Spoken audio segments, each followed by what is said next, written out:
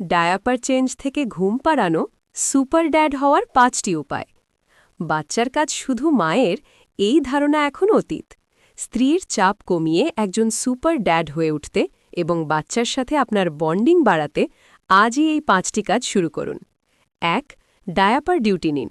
দিনে অন্তত ২-৩ বার বাচ্চার ডায়াপার বদলানোর দায়িত্ব নিজে নিন। এতে বাচ্চার সাথে আপনার সরাসরি ফিজিক্যাল বন্ডিং তৈরি হবে। ২.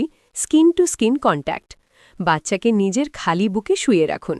বাবার বুকের ওম, হার্টবিট ও গায়ের গন্ধ বাচ্চাকে ম্যাজিকের মতো শান্ত করে। ৩. রাতের ঘুমের রুটিন। রাতে মায়ের নিরববিচ্ছিন্ন ঘুম নিশ্চিত করতে বাচ্চাকে ঘুম পাড়ানোর দায়িত্ব নিন।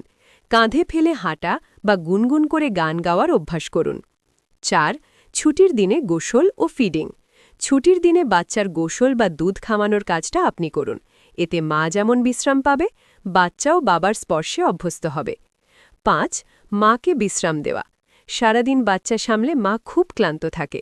কাজ থেকে ফিরে বাচ্চাকে কোলে নিয়ে হাসি মুখে বলুন, তুমি একটু রেস্ট নাও, আমি বাবুকে দেখছি।